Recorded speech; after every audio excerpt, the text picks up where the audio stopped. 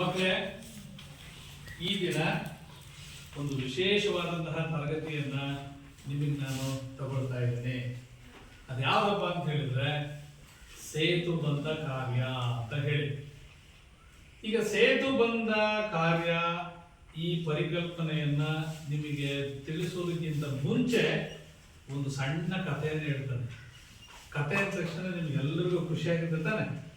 ಆಲಿಸ್ಬೇಕಪ್ಪ, ಏನು ಅದರಲ್ಲಿ ಸಾರಾಂಶ ಇದೆಯಪ್ಪ, ನಾವು ಏನು ಅದನ್ನ ನಿತ್ಯ ಜೀವನದಲ್ಲಿ ಅಳವಡಿಸ್ಕೋಬೇಕಪ್ಪ ಅಂತೇಳಿ ನಿಮಗೆ ತುಂಬಾ ಕೌತುಕ ಇರುತ್ತೆ. ಹೌದಾ ಮಕ್ಕಳೇ? ಈಗ ರಾಮಾಯಣ ಅಂದ ತಕ್ಷಣ ಎಲ್ಲರೂ ಕೂಡ ನಮಗೆ ನೆನಪಿಗೆ ಬರ್ತಕ್ಕಂತಹ ಅದರಲ್ಲಿ ಅಭಿನೇತ್ರಿಗಳು ಯಾರು ಹೇಳ್ತೀರ ನೋಡೋಣ. ರಾಮಾಯಣ ಅಂತ ಹೇಳಿದ್ರು. ರಾಮ, ಆಮೇಲೆ ಲಕ್ಷ್ಮಣ, ಹೌದಪ್ಪ. ಲಂಕೆಗೆ ಸೀತೆಯನ್ನ ಕರ್ಕೊಂಡು ಹೋದಾಗ ರಾಮ ಏನ್ ಮಾಡ್ತಾನೆ, ವಾಪಸ್ಸು ಸೀತೆಯನ್ನ ಕರ್ಕೊಂಡು ಬರೋದಕ್ಕೆ ಸಮುದ್ರವನ್ನ ದಾಟುವಂತಹ ಪ್ರಸಂಗ ಅವನಿಗೆ ಎದುರಾಗುತ್ತದ. ಹೌದಾ ಇಲ್ವೋ? ಆ ಸಮುದ್ರವನ್ನ ದಾಟ್ಲಿಕ್ಕೆ ಅವನು ಯಾರ ಸಹಾಯವನ್ನ ಬಯಸ್ತಾನೆ? ವಾನರರ ಸಹಾಯವನ್ನ ಬಯಸ್ತಾನೆ. ಅವ್ರು ಏನ್ ಮಾಡ್ತಾರೆ? ಸಮುದ್ರದಲ್ಲಿ ಬಂಡೆಗಲ್ಲುಗಳನ್ನ ಹಾಕತ್ತ ಹೋಗ್ತಾರೆ.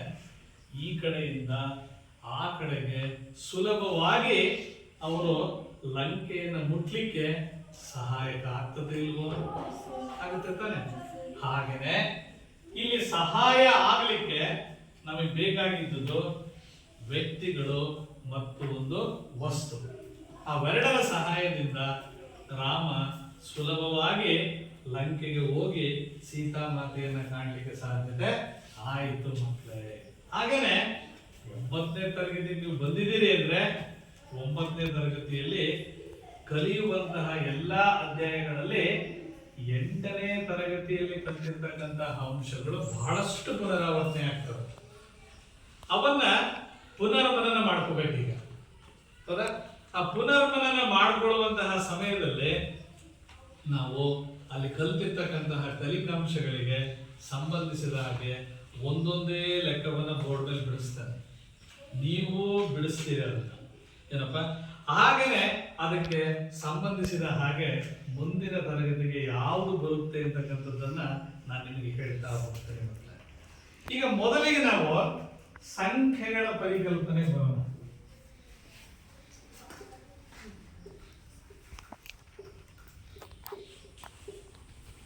ಸಂಖ್ಯೆಗಳು, ಈ ಸಂಖ್ಯೆಗಳು ಅಂತ ತಕ್ಷಣ ನಮಗೆ ಬಹಳಷ್ಟು ಸಂಖ್ಯೆಗಳು ನೆನಪಿಗೆ ಬರುತ್ತೆ. ಹೌದಾ? ಯಾವ್ದಾದ್ರೂ ಒಂದು ನೆನಪಿಸ್ಕೊಂಡು ಹೇಳ್ತಾರ ನೋಡೋಣ. 79 ಉದಾಹರಣೆ ಕೊಡ್ರಿ. ಆ ಸಂಖ್ಯೆಯ ಹೆಸರು ಕೂತ್ಕೊಂಡು. ಸ್ವಾಭಾವಿಕ ಸಂಖ್ಯೆಗಳು ಅಂತ ಕೇಳಿದ್ರೆ ನೋಡಿ, ನಿಮ್ಮಿಂದ ಏನು ರಿಪ್ಲೈ ಬರ್ತಾ ಇಲ್ಲ. ಸ್ವಾಭಾವಿಕ ಸಂಖ್ಯೆಗಳು ಅಂತ ಕೇಳಿದ್ರೆ, ಪೂರ್ಣ ಸಂಖ್ಯೆಗಳು ಅಂತ ಕೇಳಿದ್ರೆ, ಭಾಗಲಬ್ಧ ಸಂಖ್ಯೆಗಳು ಅಂತ ಕೇಳಿದ್ರೆ, ಅಭಾಗಲಬ್ಧ ಸಂಖ್ಯೆಗಳು ಅಂತ ಕೇಳಿದ್ರೆ, ಕೊನೆಯದಾಗಿ ವಾಸ್ತವ ಸಂಖ್ಯೆಗಳು ಅಂತ ಬಂದಿತ್ತು. ಹೌದಪ್ಪ? ಅದನ್ನು ಕೂಡ ನಾವು ನೆನಪಿಸ್ಕೊಂಡ್ರೆ ಹೇಳಿದ್ರು 8ನೇ ತರಗತಿಯಲ್ಲಿ ಅಂತ ಅನ್ಕೋತೇವೆ. ಈಗ ಮೊದಲನೇದು ಸಂಖ್ಯೆಗಳು ಅಂದ ತಕ್ಷಣ ನಾನು ಹೇಳಿದ್ದು ಯಾವುದು? ಈಗ ಸ್ವಾಭಾವಿಕ ಸಂಖ್ಯೆಗಳು. ಮಕ್ಕಳ, ಇದಕ್ಕೆ ನಾವು ಆಂಗ್ಲ ಭಾಷೆಯಲ್ಲಿ ನ್ಯಾಚುರಲ್ ನಂಬರ್ಸ್ ಅಂತ ಕರೀತೀವಿ. ನ್ಯಾಚುರಲ್ ನಂಬರ್ಸ್ ಅಲ್ಲಿ ಮೊದಲ ಅಕ್ಷರ ಯಾವ್ದು ಬರುತ್ತೆ? ಅಲ್ಲಪ್ಪ, ಅದು ಸ್ಪೆಲ್ಲಿಂಗ್ ಹೇಳಿದಾಗ ನ್ಯಾಚುರಲ್ NATURAL ಅಂದಾಗ ಎನ್ ಬರುತ್ತೆ ತಾನೆ. ಹಾಗಾಗಿ ಇದನ್ನ ಸಂಕೇತವಾಗಿ ಬಳಸುವಾಗ ಯಾವ್ದು ಬಳಸ್ತೀರಿ? ಎನ್ ಅಂತ ಬಳಸ್ತೀರಿ. ಸ್ವಾಭಾವಿಕ ಸಂಖ್ಯೆಗಳಿಗೆ ಎನ್ ಸಂಕೇತವನ್ನು ಬಳಸ್ತೀರಿ. ಹೌದಾ ಮಕ್ಕಳೇ? ಇಲ್ಲಿ ಸ್ವಾಭಾವಿಕ ಸಂಖ್ಯೆಗಳು ಅಂತ ನಾವು ಯಾವ್ದು ಕರೆದ್ವಿ? ನೆನಪಿಸ್ಕೊತೀರ ನೋಡೋಣ ಯಾರಾದ್ರೂ? ಏನು ಸ್ವಾಭಾವಿಕ ಸಂಖ್ಯೆಗಳು ಅಂದ್ರೆ? ಎಣಿಕೆಯ ಸಂಖ್ಯೆಗಳನ್ನ ಸ್ವಾಭಾವಿಕ ಸಂಖ್ಯೆಗಳು ಅಂತ ಕರಿತೀವಿ. ಹೇಳಿ ನೋಡೋಣ, ಎಣಿಕೆಯ ಸಂಖ್ಯೆಗಳನ್ನ ಸ್ವಾಭಾವಿಕ ಸಂಖ್ಯೆಗಳು. ಡೆಫಿನೇಷನ್ ಹೇಳ್ಬೇಕು, ನಾನು ಹೇಳ್ಕೊಟ್ಟಂಗೆ. ಎಣಿಕೆಯ ಸಂಖ್ಯೆಗಳನ್ನ ಸ್ವಾಭಾವಿಕ ಸಂಖ್ಯೆಗಳು. ಅದರ ಸಂಕೇತ ಎನ್ ಆಗಿರುತ್ತದೆ. ಮರಿತೀರ? ಇನ್ನ ಮುಂದಕ್ಕೆಲ್ಲರೂ ಮರಿತೀರನಪ್ಪ? ಸ್ವಾಭಾವಿಕ ಸಂಖ್ಯೆಗಳು ಅಂತ ಕೇಳಿದ್ರೆ ಹೇಳ್ತೀರ ತಾನೆ? ಇದನ್ನ ಉದಾಹರಣೆ ಕೊಡ್ರಿ ಅಂತಂದ್ರೆ, ಉದಾಹರಣೆ ಕೊಡ್ರಿ ಅಂತಂದ್ರೆ ನೋಡಿ, ಎನ್ ಅಂತ ಬಂದ್ಬಿಟ್ಟು ಸಮಚಿಹ್ನೆ ಹಾಕಿ ಪುಷ್ಪಾವರಣವನ್ನ ತೆಗೆದುಕೊಳ್ತೀವಿ. ಹೌದಾ? ಆವರಣಗಳಲ್ಲಿ 3 ವಿಧಗಳಿದೆ. ಒಂದು ಅಲ್ಪಾವರಣ, ಎರಡನೇದು ಪುಷ್ಪಾವರಣ, ಮೂರನೇದು ಚೌಕಾವರಣ. ಈ ಪುಷ್ಪಾವರಣವನ್ನ ಹಾಕಿದ ಮೇಲೆ ಸ್ವಾಭಾವಿಕ ಸಂಖ್ಯೆಗಳಿಗೆ ನಾನು ಉದಾಹರಣೆಯನ್ನ ಹೇಳಬೇಕು. ಎಣಿಕೆಯ ಸಂಖ್ಯೆಗಳು ಅಂತ ಹೇಳಿದ ಮೇಲೆ ಎಣಿಕೆಯ ಸಂಖ್ಯೆಗಳು ಯಾವ್ಯಾವ ಆಗಿರ್ತಾವಪ್ಪ? ಎಣಿಕೆಯ ಸಂಖ್ಯೆಗಳು ಅಂದ್ರೆ ಯಾವ್ಯಾವ ಹೇಳ್ತಾರಪ್ಪ? 1, 2, 3, 4, 5. ಹೌದಾ? ಈಗ ನಾವೇನು ಲೆಟರ್ಸ್ ಅನ್ನ ಹೇಳ್ತಾ ಹೋಗ್ತೀವಿ, ಸಂಖ್ಯೆಗಳನ್ನ, ಅದ್ರಲ್ಲಿ ಬರ್ತಕ್ಕಂತಹ ಪ್ರತಿಯೊಂದು ಅಂಕಿಯನ್ನು ಕೂಡ ನಾವು ಉದಾಹರಣೆಯನ್ನಾಗಿ ತೆಗೆದುಕೊಂಡು ಹೋಗ್ತೇವೆ. ಈಗ ಅಲ್ಲಿ ಬರೋಣ. 1, 2, 3, 4, 5. ಈ ಮುಂದಕ್ಕೆ ಚುಕ್ಕಿ ಇಟ್ರೆ ಏನ್ ಹೇಳುತ್ತದೋ? ಮುಂದುವರೆದಿದೆ ಇತ್ಯಾದಿಯನ್ನ ಕಲ್ಪನೆಯನ್ನ ಕೊಡುತ್ತದೆ. ಸೊ ಹಂಗೇನೆ ಪೂರ್ಣ ಸಂಖ್ಯೆಗಳು ಎರಡನೇದು ಬರುತ್ತೆ. ಅದನ್ನ ಡಬ್ಲ್ಯೂ ಸಂಕೇತದಿಂದ ಹೇಳ್ತೀವಿ. ಭಾಗಲಬ್ಧ ಸಂಖ್ಯೆಗಳು ಬರುತ್ತೆ, ಕ್ಯೂನಿಂದ ಹೇಳ್ತೀವಿ. ಅಭಾಗಲಬ್ಧ ಸಂಖ್ಯೆಗಳು ಬರುತ್ತೆ, ಐ ಮತ್ತು ಕ್ಯೂನಿಂದ ಹೇಳ್ತೀವಿ. ಇವೆಲ್ಲ ಸೇರಿರ್ತಕ್ಕಂತಹ ಸಂಖ್ಯೆಗಳ ಸಮೂಹವನ್ನ ವಾಸ್ತವ ಸಂಖ್ಯೆಗಳು ಅಂತೀವಿ. ಅದನ್ನ 6 ಅಕ್ಷರದಿಂದ ಗುರುತಿಸ್ತೀವಿ. ಸೊ ಹೀಗೆ ಸಂಖ್ಯೆಗಳ ಪರಿಕಲ್ಪನೆಯನ್ನ ನಾವು ನೋಡ್ತಾ ಹೋಗ್ತೀವಿ. ಇದಾದ್ಮೇಲೆ ಇನ್ನೊಂದು ಲೆಕ್ಕವನ್ನ ಹಾಕ್ತೀನಿ, ನೀವು ತಗೋಬೇಕು. ಇದನ್ನ ಏನಂತ ಓದ್ತಿರಪ್ಪ? ಇದನ್ನ ನಾ ಬೋರ್ಡ್ ಮೇಲೆ ಬರ್ದಿದ್ದೀನಲ್ಲ, ಅದನ್ನ ಏನಂತ ಓದ್ತಿರಪ್ಪ? ಜೋರಾಗಿ ಹೇಳು. ರೂಟ್ 64 ಅಂತ ಕರಿತೀವಿ. ಕೂತ್ಕೋಪ. ಇದರ ವರ್ಗಮೂಲವನ್ನ ತಿಳಿಸಿ ಬರ್ಕೋಬೇಕು.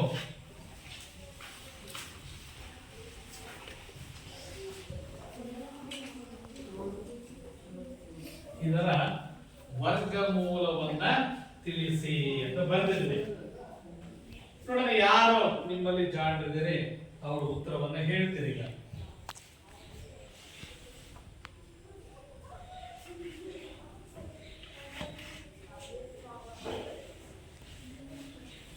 ಯಾರು ಹೇಳ್ತಾರಪ್ಪ? ರೂಟ್ 64ರ ವರ್ಗಮೂಲ ಅಥವಾ ಅದರ ಬೆಲೆ ಎಷ್ಟು ಅಂತ ಕೇಳಿದ್ರೆ ಒಂದು ಹಿಂಟ್ಸ್ ಕೊಡ್ಲ ನಿಮಗೆ. ಎಷ್ಟಲೇ 64? ಸಮೂಹ ಉತ್ತರ ಹೇಳ್ಬೇಡ್ರೆ ಒಬ್ಬೊಬ್ಬರೇ ಹೇಳ್ಬೇಕ. ಈಗ ನಾವು ವರ್ಗಮೂಲ ಅಂತ ಹೇಳಿದ್ರೆ ಸಮ ಅಂಕಿಯನ್ನ ಎಷ್ಟು ಬಾರಿ ಗುಣಿಸ್ತೀರಿ? 2 ಬಾರಿ ಗುಣಿಸ್ತೀರಿ. ಸೊ ಯಾವ ಅಂಕಿಯನ್ನ 2 ಬಾರಿ ಗುಣಿಸಿದರೆ 64 ಬರುತ್ತೆ?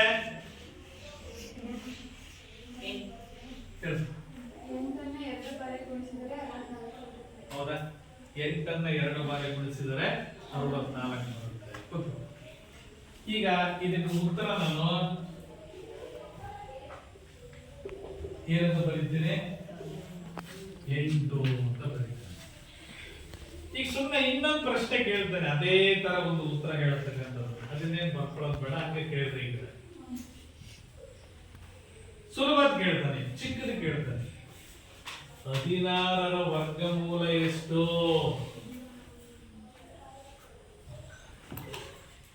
16ರ ವರ್ಗಮೂಲ ಎಷ್ಟು ಹೇಳಪ್ಪ? Very good. 4ಅನ್ನ 2 ಬಾರಿ ಗುಣಿಸಿದಾಗ ನಮಗೆ 16 ಗುಣಲಬ್ಧ ಬರುತ್ತೆ ತಾನೆ.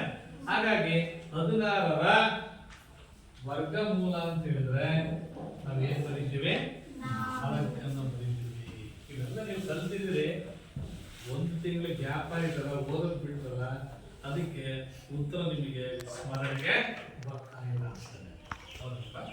ಈಗಾಗಲೇ ಇನ್ನೊಂದು ಪ್ರಶ್ನೆಯನ್ನ ಹಾಕ್ತದೆ. 3ರ ಘಾತ 4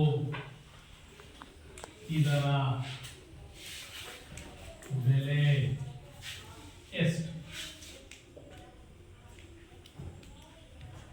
3ರ ಘಾತ 4 ಕೊಟ್ಟಿದ್ದೇನೆ, ಇದರ ಬೆಲೆ ಎಷ್ಟು ಅಂತ ಕೇಳಿದ್ದೇನೆ.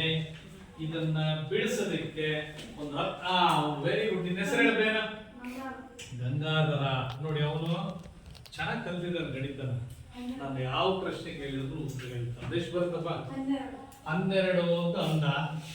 ನಾನು ತಪ್ಪಪ್ಪ ಅದು ಅಂತ ಅಂದ್ರೆ ನೋಡಿ, 3ರ ಘಾತ 4 ಅಂದ್ರೆ 3ಅನ್ನ ನೀವು ಬಿಡಿಸಿ ಬರೆದಾಗ 3ಅನ್ನ ಬಿಡಿಸಿ ಬರೆದಾಗ ಎಷ್ಟು ಮೂರುಗಳು ಬರ್ತಾವಲ್ಲಿ? 4 ಮೂರುಗಳು ಬರ್ತವೆ. ಈಗ ಗುಣಿಸೋದು ನಮ್ ಕೆಲಸ. ಈಗ 3 ಮೂರ್ಲೆ 9, 9 ಮೂರ್ಲೆ 27, 27 ಮೂರ್ಲೆ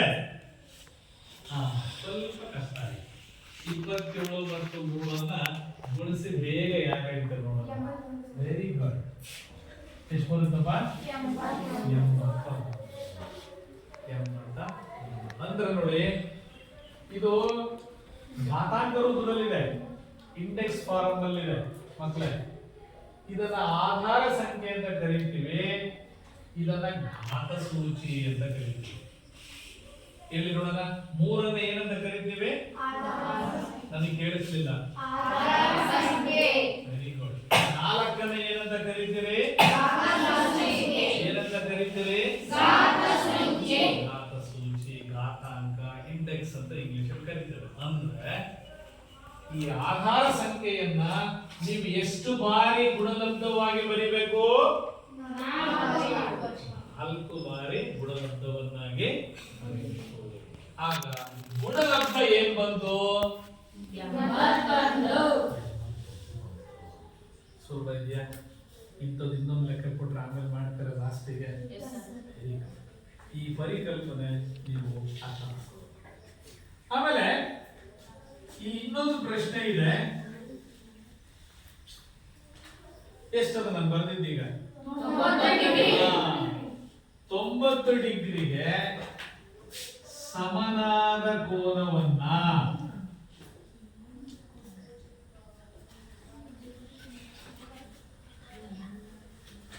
90 ಡಿಗ್ರಿಗೆ ಸಮನಾದ ಕೋನವನ್ನ ಏನೆಂದು ಕರೆಯುವುದು? ಗೊತ್ತಿರೋ ಕೈ ಎತ್ತಬೇಕಷ್ಟೇ, ಎಲ್ಲರೂ ಉತ್ತರಿಸ್ ಮಾಡಿ.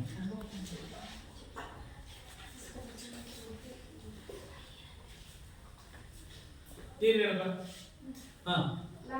Very good, very good. ಅದನ್ನ ಲಂಬ ಕೋನ ಅಂತ ಕರಿತೀವಿ. 90 ಡಿಗ್ರಿಗಿಂತ ಕಡಿಮೆ ಇದ್ರೆ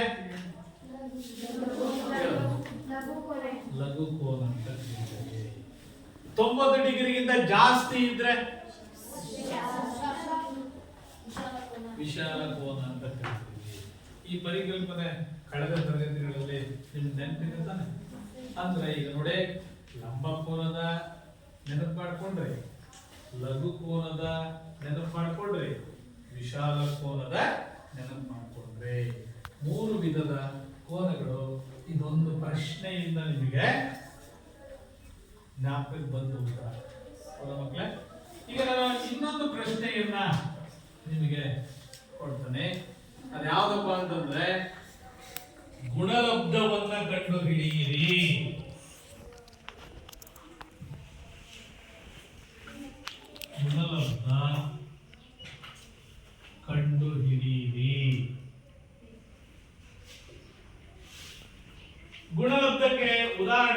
X plus 4 into X plus 2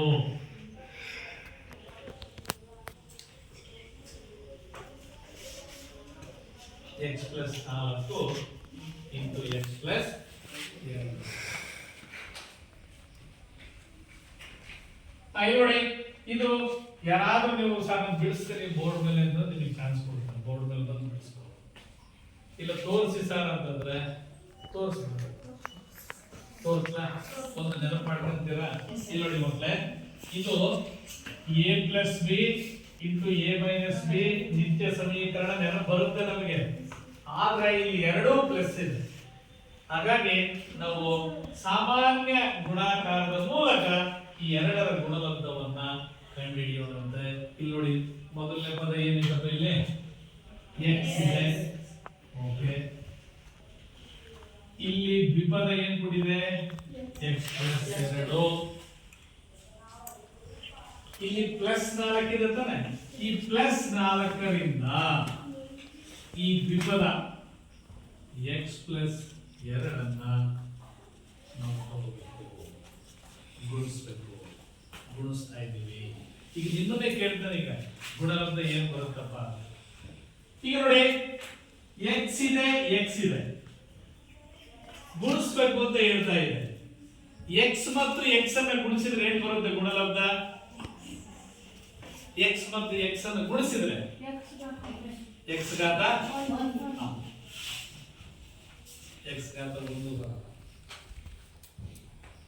x ಮತ್ತು x ಅನ್ನು ಗುಣಿಸಿದ್ರೆ ಏನು ಬರುತ್ತಪ್ಪ? ಎಷ್ಟು ಸಿಂಪಲ್ ಆಗಿದೆ. ಈಗ x ಮತ್ತು x ಅನ್ನು ಕೂಡಿದ್ರೆ ಏನು ಬರುತ್ತೆ? 2x ಬರುತ್ತೆ, ಹೌದಾ? ಅದೇ x ಮತ್ತು x ಅನ್ನು ಗುಣಿಸಿದ್ರೆ x ಘಾತ 2 ಬರುತ್ತಾ? x ಸ್ಕ್ವೇರ್ ಅಂತ ಕರೀತೀವಿ ಅದನ್ನ. x square. ಈಗ ಚಿಹ್ನೆಗೆ ಬರೋಣ, ಚಿಹ್ನೆ ಪರಿಕಲ್ಪನೆಗೆ ಬರೋಣ. ಅಲ್ಲಿ ಏನಿದೆ ಚಿಹ್ನೆ? ಇಲ್ಲಿ ಏನಿದೆ ಚಿಹ್ನೆ? ಇಲ್ಲಿ ಪ್ಲಸ್ ಅಲ್ಲಪ್ಪ, ಯಾವ್ದು ಕೊಟ್ಟಿಲ್ಲ ಅಂದ್ರೆ ಇಲ್ಲಿ ಏನಿದೆ? ಪ್ಲಸ್ ಇದೆ. ಎರಡು ಸಜಾತಿವ. ಸಜಾತಿ ಚಿಹ್ನೆಗಳನ್ನ ಗುಣಿಸಿದ್ರೆ ಏನ್ ಬರುತ್ತಪ್ಪ? ಪ್ಲಸ್ ಇಂಟು ಪ್ಲಸ್ ಪ್ಲಸ್ ಬರುತ್ತೆ. ನೋಡಿ ಇಲ್ಲೊಂದ್ಸರಿ ನೆನಪು ಮಾಡ್ತಾರೆ. ಇಲ್ಲಿ ನೋಡ್ರಿ, ಈ ಕಡೆ ನೋಡ್ಬೇಕು. ಸಜಾತಿ ಪ್ಲಸ್ ಬರುತ್ತೆ, ವಿಜಾತಿ ಅದು ಪ್ಲಸ್ ಬರುತ್ತೆ. Plus into minus equals minus, minus into plus equals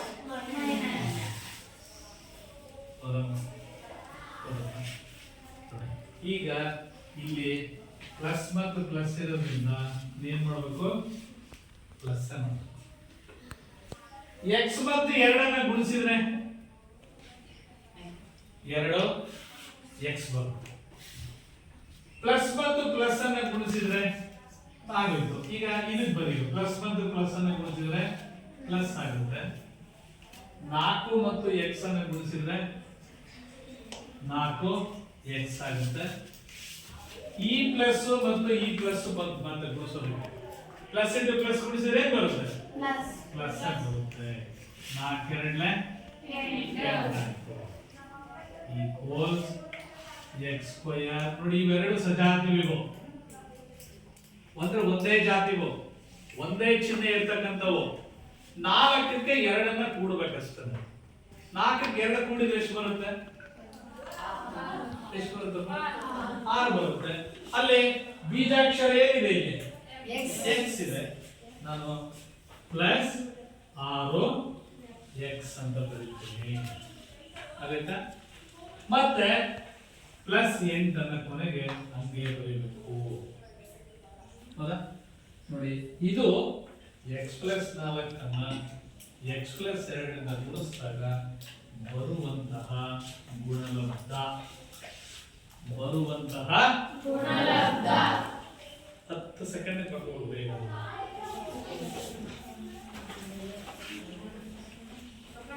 ಬರ್ಕೊಂಡಿದ್ದೀರಿ, ಬರ್ಕೊಂತಾ ಇದ್ದೀರಿ.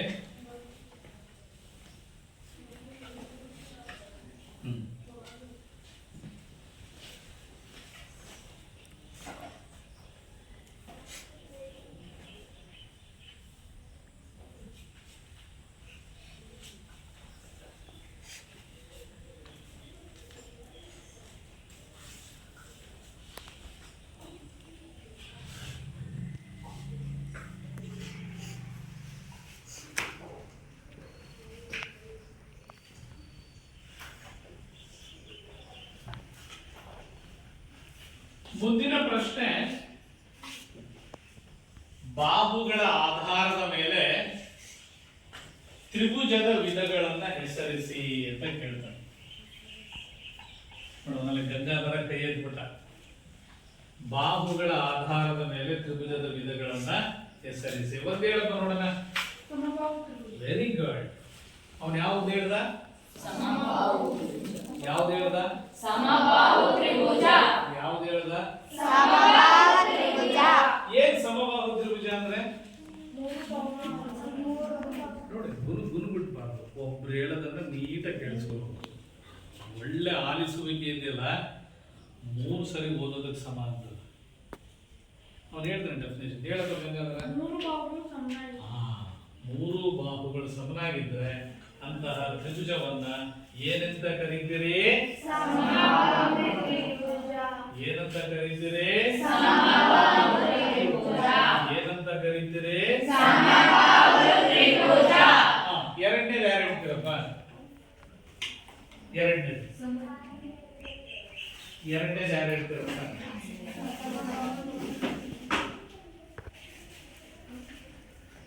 ನೋಡ್ತಾ ಇದ್ರೆ ತಾನೆ? ನೋಡ್ತಾ ಇದ್ರೆ ತಾನೆ?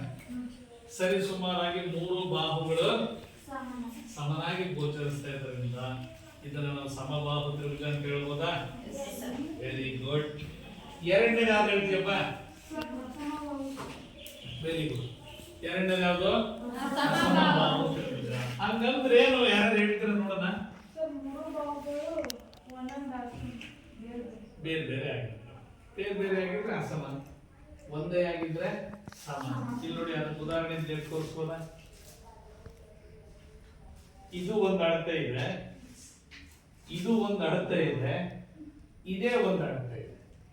ಈ ತ್ರಿಭುಜದಲ್ಲಿ 3 ಬಾಹುವಿನ ಅಳತೆ ಬೇರೆ ಬೇರೆ ಆಗಿದೆ. ಹಾಗಾಗಿ ಇದು ಯಾವ ತ್ರಿಭುಜಕ್ಕೆ ಉದಾಹರಣೆ?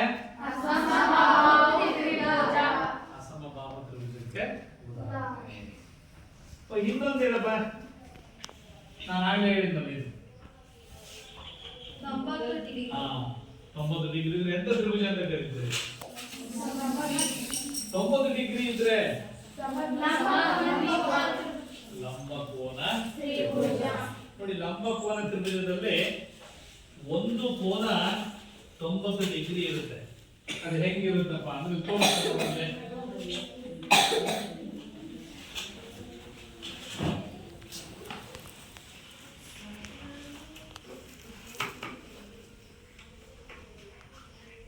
ಒಂದು ಲಂಬಕೋನ ತ್ರಿಭುಜವನ್ನು ಬರೆದೇವಲ್ಲ, ಇದು 90 ಡಿಗ್ರಿ. ಹೌದಾ ಮಕ್ಕಳೇ? ಇವು 3 ಶೃಂಗಗಳನ್ನ ಗುರುತಿಸ್ತೀನಿ. A, B, C. ಇಲ್ಲಿ ಯಾವ ಶೃಂಗದ ಕೋನ 90 ಡಿಗ್ರಿ ಇದೆ? Very good. ಬಿ ಶೃಂಗದಲ್ಲಿ ನಾನು 90 ಡಿಗ್ರಿಯನ್ನು ಬರೆದಿದ್ದೀನಲ್ಲ. ಇನ್ನ ಎ ಕೋನ ಮತ್ತು ಸಿ ಕೋನ ಬೇರೆ ಬೇರೆ ಅಳತೆಯನ್ನು ಹೊಂದಿದೆ. ಹಾಗಾಗಿ ನಾವು ಈ ತ್ರಿಭುಜದ ವಿಧಗಳನ್ನ ಬಾಹುಗಳ ಆಧಾರದ ಮೇಲೆ ಹೆಸರಿಸಿದಾಗ ಈ 3 ರೀತಿಯಾದಂತಹ ತ್ರಿಭುಜಗಳನ್ನು ನಾವೇನ್ ಮಾಡ್ತೇವೆ? ನೆನಪಿಸ್ಕೊಳ್ತೀವಿ. ಸೊ ಇದಾದ್ಮೇಲೆ ನಿಮಗೆ ಒಂದು ಚತುರ್ಭುಜವನ್ನ ಹೆಸರಿಸ್ತಾರ, ಅಥವಾ ನಾನೇ ಬರೀತೀನಿ ಚಿತ್ರ ಬೋರ್ಡ್ ನಲ್ಲಿ. ಅದು ಯಾವ ಚತುರ್ಭುಜ ಅಂತ ನೀವು ಹೇಳು.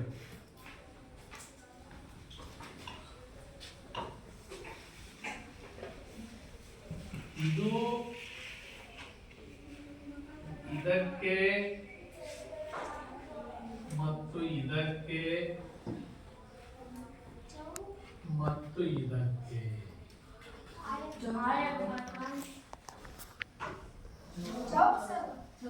ಯಾವ್ದಪ್ಪ ಅದು? ಚೌಕ. ಚೌಕಕ್ಕೆ ಇನ್ನೊಂದು ಹೆಸರು ಏನಂತೀವಿ? ವರ್ಗ ಅಂತ ಕರೀತೀವಿ. ಆಯತ ಬೇರೆ, ನಾನು ಮರದಲ್ಲಿ ಚೌಕ. ಯಾಕೆ ಇದು ಚೌಕ ಆಗಿದೆ ಅಂದ್ರೆ ಇಲ್ಲಿ 4 ಶೃಂಗಗಳು ಬರ್ತವ. P, Q, R, S.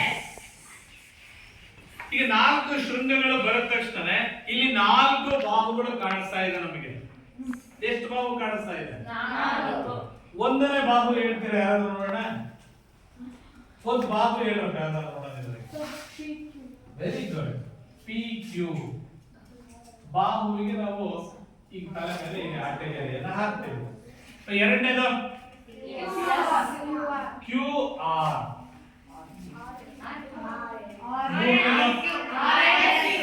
R S, ನಾಲ್ಕನೇದು ಎಸ್ ಮತ್ತು ಪಿ. ಈಗ ಆ ನಾಲ್ಕು ಬಾಹುಗಳನ್ನ ಅಳಿಬೇಕು ಅಂತಂದ್ರೆ ಯಾವ ಉಪಕರಣವನ್ನು ಬಳಸ್ತೀರಿ? ಅಳಿಬೇಕಪ್ಪ ಬಾಹು ಅಳೆಯಕ್ಕೆ ಏನ್ ಬಳಸ್ತೀರಿ? Very good. ಅಳತೆ ಪಟ್ಟಿ ಬಳಸ್ತಿರ್ತಾರೆ.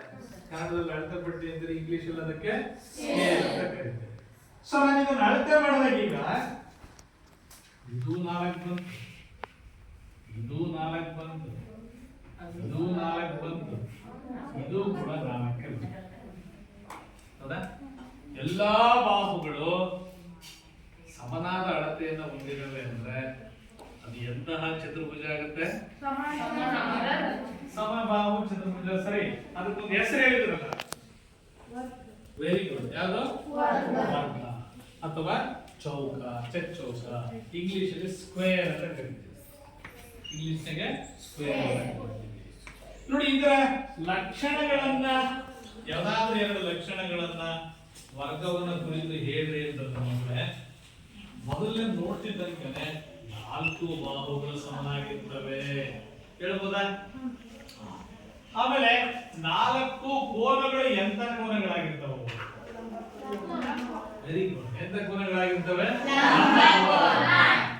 ಲಂಬ ಕೋನ ಅಂದ್ರೆ ಎಷ್ಟು ಡಿಗ್ರಿ? Very good. ಅದು ಬೋರ್ಡ್ ಮೇಲೆ ಇದನ್ನ ಅಳಿಸಿಲ್ಲ, ಕಾಣಿಸ್ತಾ ಇದೆ 90 ಡಿಗ್ರಿ ಅಂತ ಎರಡನೇ ಲಕ್ಷಣ ಹೇಳ್ಬಿಟ್ರಿ. ಈಗ ಈ ಚೌಕದಲ್ಲಿ ವರ್ಗದಲ್ಲಿ ನಾನು ಏನ್ ಮಾಡ್ತಾನೆ? ಅಭಿಮುಖ ಬಾಹುಗಳನ್ನು ಸೇರಿಸ್ತಾನೆ. ನೋಡೋಣ ಈಗ ಅಭಿಮುಖ ಬಾಹು ಅಂದ್ರೆ ನೋಡಿ, ಪಿ ಗೆ ಅಭಿಮುಖ ಬಾಹು ಯಾವುದು? ಆರ್ ಇದೆ, ಸೇರಿಸುತ್ತೆ. ಕ್ಯೂ ಗೆ ಅಭಿಮುಖ ಬಾಹು ಎಸ್ ಇದೆ, ಅದನ್ನು ಸೇರಿಸುತ್ತೆ. ಹೌದಾ? ಅವನ್ ಏನಂತ ಕರೀತಾರೆ? ಅಭಿಮುಖ ಶೃಂಗಗಳನ್ನ ಸೇರಿಸಿದಾಗ ಬರುವಂತಹ ರೇಖಾಖಂಡಕ್ಕೆ ಏನಂತ ಕರೀತೀರಿ? ಅಭಿಮುಖ ಬಾಹುಗಳನ್ನು ಸೇರಿಸ್ತಾ ಬರುತ್ತದಕ್ಕೆ ಏನಂತ ಕರೀತೀರಿ?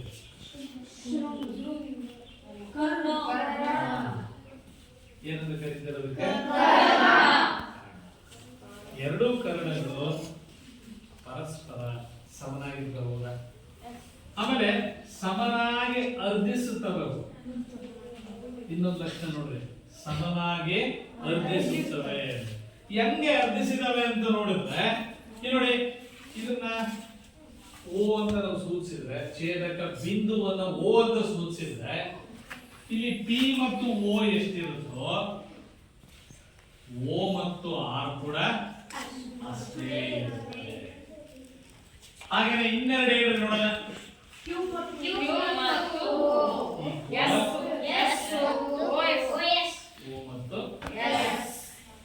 ಅವು ಪರಸ್ಪರ ಸಮನಾಗಿ ವೃದ್ಧಿಸುತ್ತವೆ ಅಂತಕ್ಕಂಥದ್ದು ವರ್ಗದ ಮತ್ತೊಂದು ಲಕ್ಷಣ.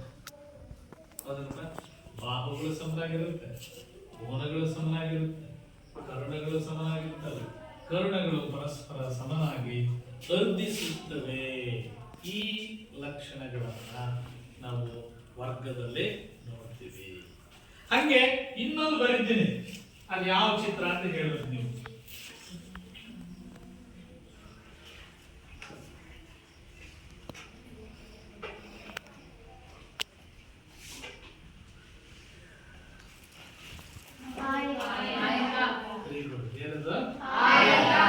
ಇಂಗ್ಲಿಷ್ ಅಲ್ಲಿ ಇದನ್ನ ರೆಕ್ಟಾಂಗಲ್ ಅಂತ ಕರೀತೀವಿ.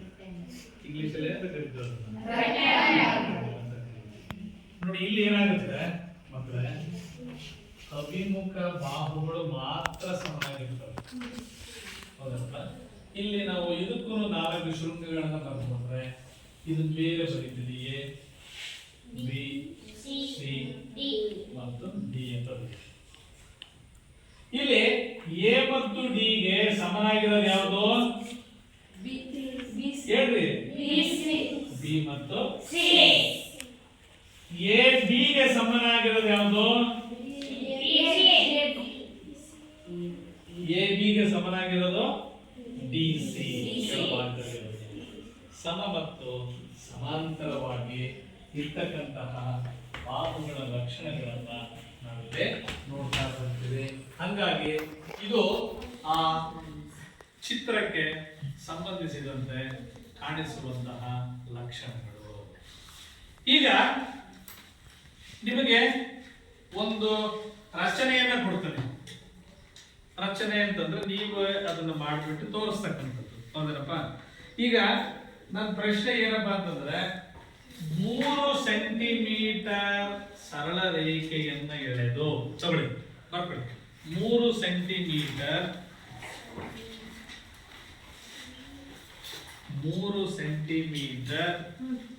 ಸರಳ ರೇಖೆಯನ್ನ ಎಳೆದು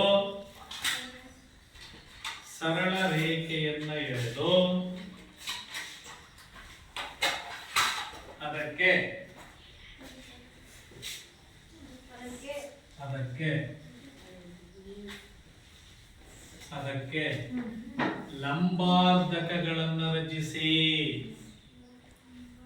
ಲಂಬಾರ್ಧಕಗಳನ್ನ ರಚಿಸಿ.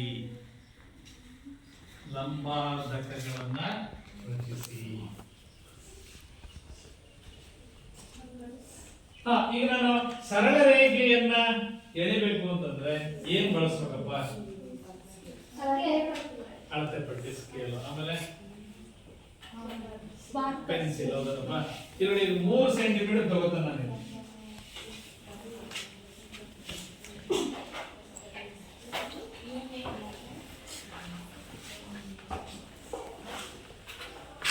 ಮೂರು ಸೆಂಟಿಮೀಟರ್.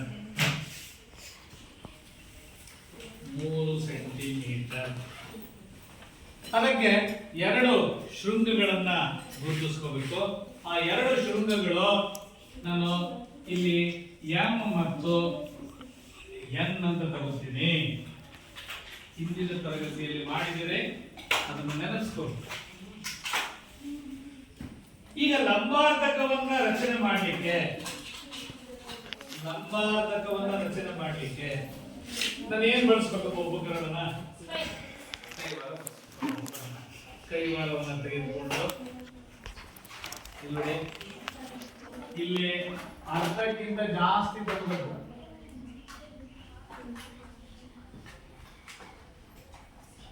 ಜಾಸ್ತಿ ಇದೆಯಾ? ನೋಡ್ತಾ ಇದ್ದೀರಪ್ಪ? ಅರ್ಧಕ್ಕಿಂತ ಜಾಸ್ತಿ ತಗೊಂಡಿದ್ದೀನ ನೋಡಿ. ಮೇಲು ಭಾಗದಲ್ಲಿ 1 ಕಂಸ, ಕೆಳ ಭಾಗದಲ್ಲಿ 1 ಕಂಸವನ್ನು ಎಳೆದು ಎಮ್ಮನ್ನ ಕೇಂದ್ರವಾಗಿಟ್ಟುಕೊಂಡು ಮೇಲ್ಭಾಗದಲ್ಲಿ 1 ಕಂಸ, ಕೆಳಭಾಗದಲ್ಲಿ ಇನ್ನೊಂದು ಕಂಸವನ್ನು ಎಳೆದು, ಆಮೇಲೆ ಇಲ್ಲಿ ನೋಡಿ ಎನ್ನನ್ನ ಕೇಂದ್ರವಾಗಿಟ್ಕೊಂಡು ಇಲ್ಲಿ, ಹೌದಾ? ಅವನ್ನ ಕತ್ತರಿಸ್ಬೇಕು ನೋಡಿ. ಮೇಲೊಂದು ಕತ್ತರಿಸಿದೆ, ಕೆಳಭಾಗದಲ್ಲಿ 1 ಕತ್ತರಿಸಿದೆ. ಗೊತ್ತಾಯ್ತಾ? ಫಾಲೋ ಮಾಡಿದ್ರೆ ನೋಡಿ, ಸರಳ ರೇಖೆ ತಗೊಂಡಿದ್ದೀರಿ, 3 ಸೆಂಟಿಮೀಟರ್ ಇದೆ. ಅಳತೆ ಪಟ್ಟಿಯಿಂದ ಮಾಡಿದ್ರೆ ಈಗ ಕೈವಾರ ಬಳಸ್ತಾ ಇದ್ದೀರಿ. 2 ಶೃಂಗಗಳಲ್ಲಿ ಆ ಬಾಹುವಿನ ಅರ್ಧಕ್ಕಿಂತ ಹೆಚ್ಚು ಅಳತೆಯನ್ನು ತೆಗೆದುಕೊಂಡು ಮೊದಲು ಎಂ ಇಂದ ಆಮೇಲೆ ಎನ್ ಇಂದ 2 ಕಂಸಗಳನ್ನು ಎಳೆದಿದ್ದೀವಿ. ಈಗ ಏನ್ ಮಾಡ್ಬೇಕು? ನೆಕ್ಸ್ಟ್ ಅವೆರಡು ಬಂದಿದಾವಲ್ಲ, ಅವೆರಡನ್ನ ಕೂಡಿಸ್ಬೇಕು. ಹೌದಾ? ಕೂಡಿಸ್ಬೇಕು. ಇಲ್ಲಿ ಒಂದು ಬಿಂದು ಉಂಟಾಯ್ತು, ಇದನ್ನ ಪಿ ಅಂದ್ರೆ, ಇಲ್ಲೊಂದು ಉಂಟಾಯ್ತದಲ್ಲ ಕ್ಯೂ ಅಂತ ಕರೀತೀವಿ ನೋಡಿ. ಇದು ಲಂಬಾರ್ಧಕ ಅಂತ ಕರೀತೀವಿ. ಏನಂತ ಕರೀತಾರೆ? ನಿಮಗೆ ಪರೀಕ್ಷೆಯಲ್ಲಿ ಇಂಥದೇ ಲೆಕ್ಕ ಕೊಡ್ತಾರೆ. ಇನ್ನೊಂದು ಬೇರೆ ಅಳತೆ ಕೊಟ್ಬಿಡ್ತಾರೆ. 4 ಸೆಂಟಿಮೀಟರ್ ಕೊಡ್ತಾರೆ. 4 ಸೆಂಟಿಮೀಟರ್ ಉದ್ದದ ಸರಳ ರೇಖೆಯನ್ನ ಎಳೆದು ಅದಕ್ಕೆ ಲಂಬಾರ್ಧಕಗಳನ್ನ ರಚಿಸಿ ಅಂತಂದ್ರೆ ಮಾಡೋದಕ್ಕೆ ಬರುತ್ತೋ ಬರಲ್ವೋ? ಬರುತ್ತೋ ಬರಲ್ವೋ? ಕಲ್ತಿದ್ದೀರಾ? ಮಾಡ್ತೀರಾ? ಎಷ್ಟು ಜನ ಮಾಡೋದಿಲ್ಲ ಕೈ ಎತ್ರಿ? ಎಷ್ಟು ಜನ ಮಾಡಕ್ ಬರಲ್ಲ ಕೈ ಎತ್ರಿ? ಎಷ್ಟು ಜನ ಮಾಡಕ್ ಬರುತ್ತೆ ಕೈ ಎತ್ರಿ? ಇಲ್ಲ ಮಾಡಕ್ ಬರಲ್ಲ ಅಂದ್ರೆ ಕೈ ಎತ್ತಬಾರ್ದು. ಮಾಡಕ್ ಬರುತ್ತೆ ಅಂದ್ರೆ ಕೈ ಎತ್ಬಿಡ್ತಾನೆ. ಎಷ್ಟು ಜನ ಮಾಡಕ್ ಬರುತ್ತೆ ಕೈ ಎತ್ರಿ? ಹಾ, ಎಲ್ಲರಿಗೂ ಮಾಡಕ್ ಬರೋದಪ್ಪ, ಮಾಡ್ತೀವಿ. ಹಾಗಾಗಿ ನೋಡಿ, ಇದನ್ನ ಸರಳ ರೇಖೆಯನ್ನೇ ಹೇಳೋದು, ಇದು ಲಂಬಾರ್ಥಕಗಳನ್ನ ರಚಿಸುವಂತಹದ್ದಾಗಿದೆ. ಈಗ ಮತ್ತೊಂದು ಸೂತ್ರವನ್ನ ನಿಮಗೆ ನೆನಪು ಮಾಡ್ತಾನೆ. ಮತ್ತೊಂದು ಸೂತ್ರ ಯಾವಪ್ಪ ಅಂದ್ರೆ ಘನದ ಘನಫಲ.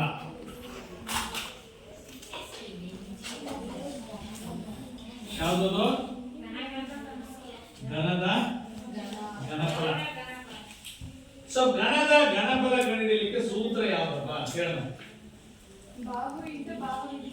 Very good. ಬಾಹು ಇಂಟು ಬಾಹು ಇಂಟು ಬಾಹು. ಮೂರು ಬಾಹುಗಳನ್ನ ಗುಣಿಸಿದ್ರೆ ನಮಗೆ ಘನದ ಘನಫಲ ಬರೆಯುತ್ತೆ. ಈಗ ಒಂದು ಲೆಕ್ಕ ಹಾಕ್ತಾರೆ, ಇದ್ರ ಮೇಲೆ ಎಷ್ಟು ಮಾಡ್ತಾರೆ ನೋಡೋಣ. ಬೇಗ ತಗೊಳ್ಳಿ ಒಂದು ಲೆಕ್ಕ. 2 ಸೆಂಟಿಮೀಟರ್, ಬೇಗ 2 ಸೆಂಟಿಮೀಟರ್ ಬಾಹುವಿನ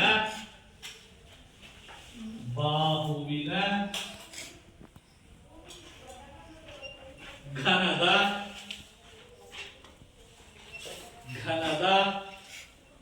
ಘನಫಲ ಕಂಡು ಹಿಡಿಯಿರಿ. ಘನಫಲ ಕಂಡು ಹಿಡಿಯಿರಿ. ಈಗ ಸೂತ್ರ ಬೋರ್ಡ್ ಮೇಲೆ ಇದೆ. ಬಾಹುವಿನ ಅಳತೆಯನ್ನು ಕೊಟ್ಟಿದ್ದೀನಿ, ಸೂತ್ರ ಹಾಕೋಬೇಕು, ಬಾಹುವಿನ ಅಳತೆಯನ್ನು ಬರ್ಕೋಬೇಕು, ಗುಣಾಕಾರ ಮಾಡಬೇಕು. ಬಂದಿರುವಂತಹ ಗುಣಲಬ್ಧವೇ ನಮಗೆ ಬಂದಿರತಕ್ಕಂತಹ ಘನಫಲ ಆಗಿದೆ.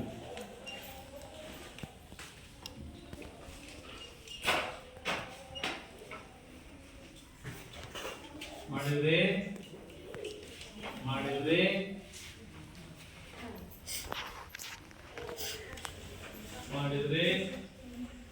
8 ಸರಿಯಾಗಿದೆ. ಅದಕ್ಕೆ ಯಾವ ಮಾನ ಹೇಳಬೇಕು? ಯೂನಿಟ್ ಹೇಳ್ಬೇಕಲ್ಲ, ಯೂನಿಟ್ ಹೇಳ್ಬೇಕಲ್ಲಪ್ಪ. 8 ಅನ್ನೋದು ಏನ್ ಬರೀತೀವಿ ಮುಂದಕ್ಕೆ? ನಾನು ಸೆಂಟಿಮೀಟರ್ ಕೊಟ್ಟಿದ್ರೆ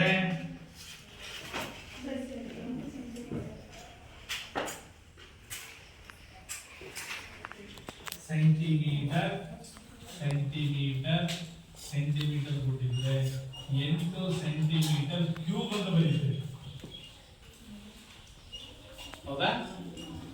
ಸೆಂಟಿಮೀಟರ್ ಮತ್ತು ಮೀಟರ್ ಅನ್ನ ಕೊಟ್ಟಿದ್ರೆ 8 ಮೀಟರ್ ಕ್ಯೂಬ್ ಅಂತ ಹೇಳಿ, 8 ಮೀಟರ್ ಕ್ಯೂಬ್ ಅಂತ ಹೇಳಿ. ಹಾಗೇನೆ ಮತ್ತೊಂದೆರಡು ಘನಾಕೃತಿಯ ಚಿತ್ರ ಬರೀತೀನಿ ಬೋರ್ಡ್ ಮೇಲೆ. ಅವು ಯಾವ ಅಂತ ಹೇಳ್ಬೇಕು ನೀವು, ಏನಪ್ಪ?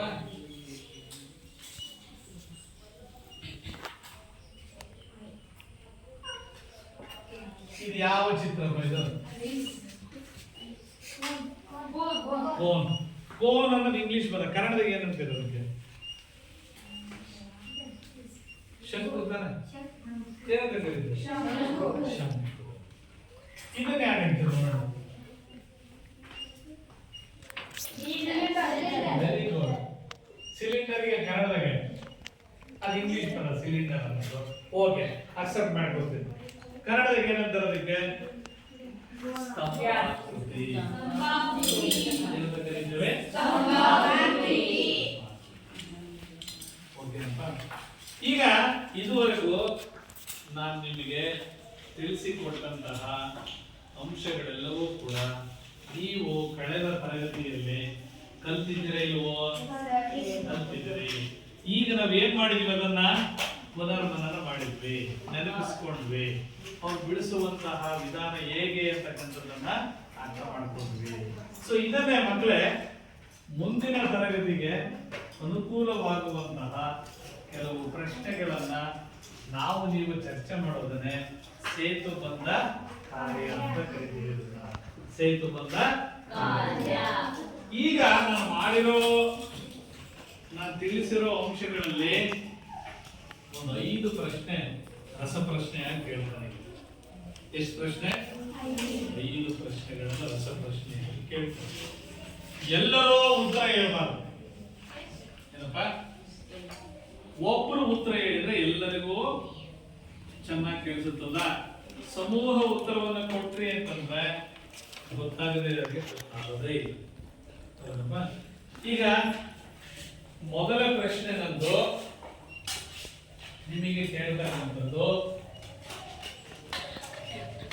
ಸ್ವಾಭಾವಿಕ ಸಂಖ್ಯೆಗಳ ಸಂಕೇತವನ್ನ ಯಾರು ಹೇಳ್ತೀರಪ್ಪ? ಕೈ ಎತ್ತಬೇಕು. ಉತ್ತರ ಒಂದು ಸರಿ ಹೇಳ್ಬಾರ್ದು. ಈಗ ರಸಪ್ರಶ್ನೆ ಸ್ಟಾರ್ಟ್ ಆಯ್ತು. ಈಗ ಸ್ವಾಭಾವಿಕ ಸಂಖ್ಯೆಗಳ ಸಂಕೇತ ಎಷ್ಟು ಮಟ್ಟಿಗೆ ಪಾಠ ಕೇಳಿದ್ದೀರಿ, ಎಷ್ಟು ಅರ್ಥ ಮಾಡ್ಕೊಂಡಿದ್ದೀರಿ ಅಂತ ಒಂದು ಸಣ್ಣ ಪ್ರಶ್ನೆ. ಈಗ ಹೇಳಪ್ಪ. Very good. ಏನ್ ಹೇಳಿದ್ರಪ್ಪ ಅವಳು? ಇವ್ರು ಹೇಳಿ ಕೇಳಿಸ್ಕೊಳ್ಳಿದ್ರು. ಏನ್ ಹೇಳಿದ್ರು? ಸ್ವಾಭಾವಿಕ ಸಂಖ್ಯೆಗೆ ಏನ್ ಸಂಕೇತ ಬಳಸ್ತೀವೋ ಜೋರಾಗಿ ಹೇಳಿದ್ರು. ಎನ್ ಅಂದ್ರೆ ನ್ಯಾಚುರಲ್ ನಂಬರ್ಸ್ ಅಂತ ಹೇಳ್ತೀವಿ. ಕನ್ನಡದಲ್ಲಿ ಅದಕ್ಕೆ ಎನ್ ಅಂತ ಸೂಚಿಸ್ತೀವಿ. ಈಗ ಎರಡನೇ ಪ್ರಶ್ನೆ, 90 ಡಿಗ್ರಿಗೆ ಸಮನಾದ ಕೋನವನ್ನ ಡ್ಯಾಶ್ ಎಂದು ಕರೆಯುವರು. ಯಾರು? ನಾನು ಹೇಳಿದ್ರೆ ಅಷ್ಟೇ ಹೇಳೋದು. 90 ಡಿಗ್ರಿಗೆ ಸಮನಾದ ಕೋನವನ್ನ ಡ್ಯಾಶ್ ಎಂದು ಕರೆಯುವರು. ಹೇಳಬೇಕು. ಏನಂತ ಹೇಳಿದ್ರಿ? ಲಂಬಕೋನ ಅಂದ್ರೆ ಎಷ್ಟು ಡಿಗ್ರಿ? 90 ಡಿಗ್ರಿ. ಈಗ ಮೂರನೇ ಪ್ರಶ್ನೆ, ಬಾಹುಗಳ ಆಧಾರದ ಮೇಲೆ ತ್ರಿಭುಜದ 3 ವಿಧಗಳನ್ನು ಹೆಸರಿಸಿ. ನಾನು ಒಬ್ಬರೇ ಕೇಳೋದು. ಬಾಹುಗಳ ಆಧಾರದ ಮೇಲೆ ತ್ರಿಭುಜದ ವಿಧಗಳನ್ನ ಹೆಸರಿಸಿ. ಒಂದನೇದು ಗಂಗಾಧರ ಹೇಳ್ತಾರೆ. ಹೇಳಪ್ಪ. ಸಮಬಾಹು ತ್ರಿಭುಜ. Very good. ಎರಡನೇದು? Very good. ಮೂರನೇದು ಹೇಳ. ಸಮದ್ವಿಬಾಹು. ಬಾಹುಗಳ ಆಧಾರದ ಮೇಲೆ ತ್ರಿಭುಜಗಳನ್ನ ಎಷ್ಟು ವಿಧಗಳಾಗಿ ರಚಿಸ್ತವೆ? 3 ವಿಧಗಳಾಗಿ. ಒಂದನೇದು ಯಾವುದು? ಎರಡನೇದು ಯಾವುದು? ಮೂರನೇದು ಯಾವುದು? ಮುಂದಿನ ಪ್ರಶ್ನೆ ಗೊತ್ತಿರೋರಷ್ಟೇ ಕೈ ಎತ್ತಬೇಕು, ಆನ್ಸರ್ ಮಾಡಬೇಕು. ವರ್ಗದ 2 ಲಕ್ಷಣ. ನಾನು 4 ಕೇಳಿದ್ದೀನಿ, ನಿಮ್ಮನ್ನ 2 ಅಷ್ಟೇ ಕೇಳ್ತೀನಿ. ವರ್ಗದ 2 ಲಕ್ಷಣ. ಮೊದಲನೇದು ಯಾರು ಹೇಳ್ತೀರಪ್ಪ? ನೋಡಿ, ಎಲ್ಲರೂ ಅವನೇ ಕೊಡ್ತಾನೆ. ಹೇಳಪ್ಪ. 4 ಬಾಹುಗಳು. Very good. ಹೌದಾ? ಹೇಳಿದ ಸರಿ ಐತಪ್ಪ. ಅವ್ನು ಹೇಳಿದ ಉತ್ತರ ಸರಿ ಐತಾ? ಏನ್ ಹೇಳಿದ ಅವನು? 4 ಬಾಹುಗಳು. 4 ಬಾಹುಗಳು. 4 ಬಾಹುಗಳು ಸಮನಾಗಿರುತ್ತವೆ ಅಂತ ಹೇಳಬೇಕು. ಎರಡನೇ ಲಕ್ಷಣ ಯಾರು ಹೇಳ್ತೀರಿ? ಹೇಳೋದು ಸುಷ್ಮಾ. 4 ಶೃಂಗಗಳಲ್ಲಿ ಲಂಬಕೋನಗಳು ಉಂಟಾಗಿರುವವು ಸಮನಾಗಿರುತ್ತವೆ. ಲಂಬಕೋನಗಳು 4 ಇರ್ತವೆ. 4 ಲಂಬಕೋನಗಳು 90 ಡಿಗ್ರಿ ಇರ್ತವೆ. ಎಲ್ಲ 4 ಕೋನಗಳು 90 ಡಿಗ್ರಿನೇ ಆಗಿರ್ತವೆ. ಆಮೇಲೆ ಕೂತ್ಕೋ.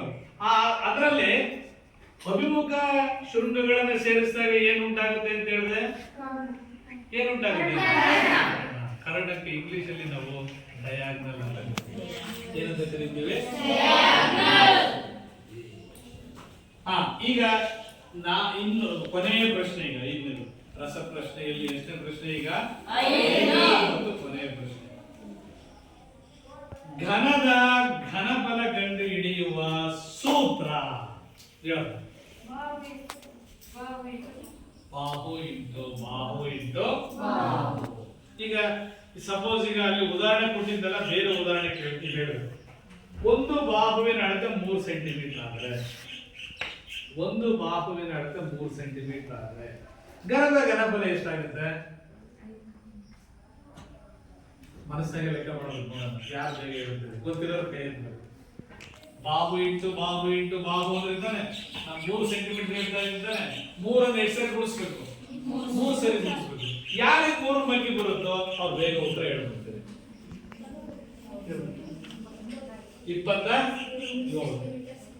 ಸೆಂಟಿಮೀಟರ್ ಕೊಟ್ಟಿದ್ರೆ ಸೆಂಟಿಮೀಟರ್ ಕ್ಯೂಬ್ ಹೇಳ್ತೀವಿ, ಮೀಟರ್ ಕೊಟ್ಟಿದ್ರೆ ಮೀಟರ್ ಕ್ಯೂಬ್ ಅಂತ ಹೇಳ್ತೀವಿ. ನೋಡಿ ಈ ಅವಧಿಗೆ ಸಂಬಂಧಿಸಿದ ಹಾಗೆ 2 ಗೃಹಪಾಠಗಳನ್ನು ಕೊಡ್ತಾನೆ. ಅವನ್ನ ನಾಳೆ ಮಾಡ್ಕೊಂಡು ಹೋಗ್ಬೇಕು. ನೀವು ಮಾಡ್ಕೊಂಡು ಬರ್ತೀರ ತಾನೆ? ಗೃಹಪಾಠ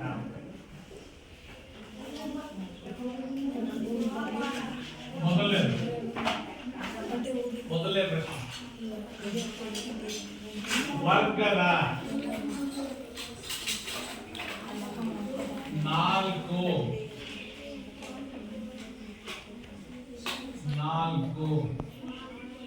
ಲಕ್ಷಣಗಳನ್ನು ತಿಳಿಸಿ.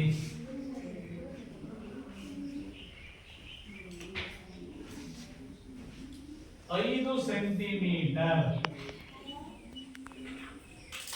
ಬಾಹುವಿರುವ ಘನದ ಘನಫಲ ಕಂಡುಹಿಡಿಯಿರಿ.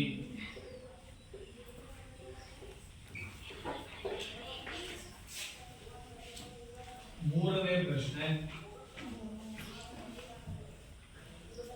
ಗುಣಲಬ್ಧ ಕಂಡುಹಿಡಿಯಿರಿ.